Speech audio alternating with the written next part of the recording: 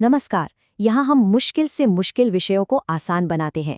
आज हम सब मिलकर प्राचीन भारत के एक बहुत ही विशाल और दिलचस्प इतिहास के सफर पर निकलने वाले हैं। तो सवाल ये है कि 3000 साल की इतनी लंबी कहानी को सिर्फ कुछ मिनटों में कैसे बताया जाए। सुनने में तो ये नामुमकिन सा लगता है ना? पर हम कोशिश करेंगे। हम उन खास पड़ावों, उन बड़े बदलावों और उन विचारों पर गौर करेंगे जिन्होंने इस प्राचीन सभ्यता को बनाया और जिनका असर आज भी पूरी दुनिया पर दिखता है। देखिए, हर बड़ी कहानी की एक शुरुआत होती है। तो हमारी कहानी भी शुरू होती है इस उपमहाद्वीप में बसी पहली महान सभ्यताओं से, एक ऐसी नींव से जिसकी गूंज आज भी महसूस होती है। तो हमारा पहला पड़ाव हमें दो एकदम अलग दुनियाओं में ले जाता है। सोचिए, एक तरफ एकदम योजना से बसाए गए शहर और दूसरी तरफ देहाती कबीले। इन दोनों ने ही मिलकर उस सांस्कृतिक डीएनए को तैयार किया जिसे हम आज भारत के नाम से जानते हैं। अब यहाँ जो दिखता है वो है दो समाजों के बीच का एक बहुत बड़ा फर्क। बाईं तरफ है सिंधु घाटी सभ्यता, अपने ग्रिड जैसे बने शहरों और बड़ी बड़ी इमारतों के साथ, मतलब एक कमाल की शहरी संस्कृति। और फिर दाईं तरफ वैदिक युग की तस्वीर बिल्कुल अलग है। ये समाज जन यानी कबीलों के इर्द गिर्द बना था। लोग प्रकृति के ज्यादा करीब थे और पवित्र भजनों से प्रेरणा लेते थे। ये सिर्फ रहने सहने के तरीके में बदलाव नहीं था, बल्कि समाज का पूरा ढांचा ही बदल गया था। तो वैदिक समाज की जो सबसे बुनियादी इकाई थी वो थी जन। और ये सिर्फ एक शब्द नहीं है, ये अपने आप में एक पूरा सोशल सिस्टम था जो खानदान और कबीले पर चलता था। और मजे की बात यह है कि इन्हीं में से एक बहुत ताकतवर जन यानी भरत जनजाति के नाम पर ही इस जमीन को इसका एक नाम मिला, भारतवर्ष। इन कबीलाई समाजों के बाद इतिहास एक नए दौर में दाखिल होता है। अब छोटे छोटे कबीले नहीं, बल्कि बड़े बड़े साम्राज्य उभरने लगे और साथ ही नए दार्शनिक और धार्मिक विचार भी सामने आए। ऐसे विचार जिन्होंने पुरानी मान्यताओं को सीधी चुनौती दी। मतलब ये उथल पुथल और बड़े बदलावों का दौर था। और ये बात उस जमाने की भावना को एकदम सही तरीके से बयां करती है। 6ठी शताब्दी ईसा पूर्व में एक तरह की बौद्धिक क्रांति चल रही थी। लोग जिंदगी, दुनिया और इन सब में अपनी जगह को लेकर गहरे सवाल पूछ रहे थे। और इन्हीं सवालों से जैन धर्म और बौद्ध धर्म जैसे नए विश्वासों का जन्म हुआ। इन्हीं नए विश्वासों में से एक था जैन धर्म। महावीर ने आत्मनियंत्रण और नैतिकता का एक रास्ता दिखाया। ये जो 5 महाव्रत हैं, खासतौर पर अहिंसा का सिद्धांत, मतलब किसी को चोट न पहुंचाना, ये उस समय के लिए एक बहुत ही क्रांतिकारी विचार था जिसने भारतीय सोच पर एक गहरी छाप छोड़ी।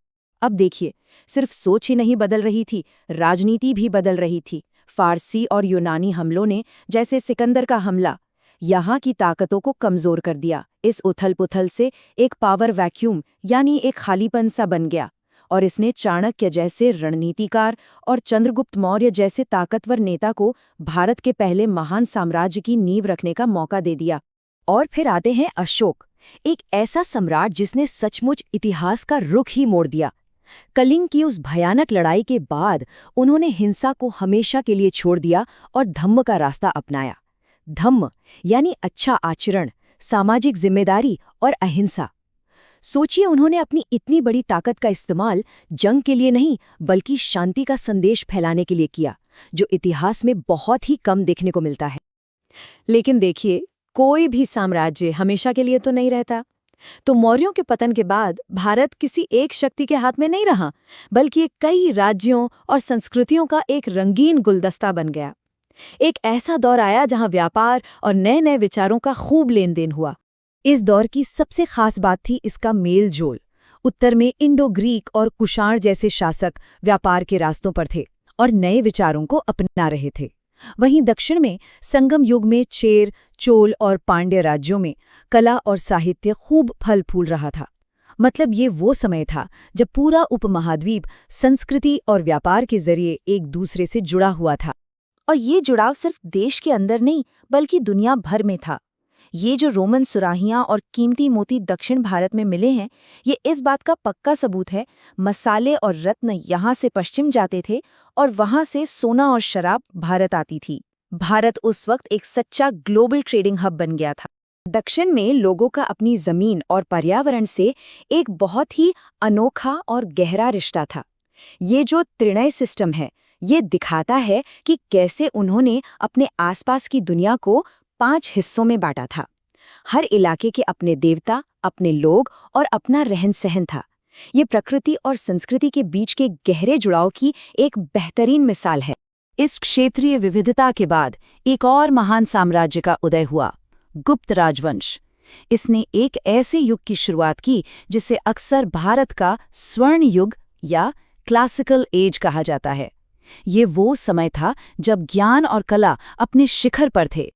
समुद्रगुप्त और चंद्रगुप्त द्वितीय जैसे महान शासकों के दौर में विज्ञान, कला, साहित्य हर चीज में जबरदस्त तरक्की हुई। वाकई ये वो समय था जब ज्ञान और रचनात्मकता की कोई सीमा नहीं थी। और गुप्त युग के जो आविष्कार थे उन्होंने तो दुनिया को हमेशा के लिए बदल दिया। सोचिए, खगोल विज्ञान से लेकर जानवरों के इलाज तक, और शायद सबसे बढ़कर शून्य और दशमलव प्रणाली का विकास। इस दौर के ज्ञान ने दुनिया भर में होने वाली तरक्की की नींव रखी। पर सुनहरे दौर भी हमेशा नहीं रहते। बाहर से लगातार हो रहे हमले, खासतौर पर हूणों के हमलों ने साम्राज्य की कमर तोड़ दी। शाही खजाना खाली हो गया और धीरे धीरे इस महान साम्राज्य का भी अंत हो गया। तो हजारों सालों के इस तेज सफर के बाद आखिर क्या समझना चाहिए? इस विशाल इतिहास की वो कौन सी विरासत है जो आज भी जिंदा है? शायद सबसे बड़ी सीख यही है कि प्राचीन भारत कभी भी कोई एक ठहरी हुई चीज नहीं था। ये तो सभ्यताओं, विचारों और लोगों का एक लगातार बदलता और बढ़ता हुआ ताना बाना था, जो हमेशा नई चीजों को अपनाता रहा और आगे बढ़ता रहा। धर्म और दर्शन से लेकर गणित और विज्ञान तक ये वो प्राचीन विरासतें हैं जिनका असर आज सिर्फ भारतीय उपमहाद्वीप पर ही नहीं बल्कि पूरी दुनिया में महसूस किया जाता है। तो अब सोचने वाली बात यह है कि इन प्राचीन गूंजों में से कौन सी आवाज आज सबसे ज्यादा सुनाई देती है? क्या वो दार्शनिक गहराई है, या वैज्ञानिक खोजें, या फिर अलग-अलग संस्कृतियों का वो खूबसूरत मेल? इस पर विचार जरूर करना चाहिए।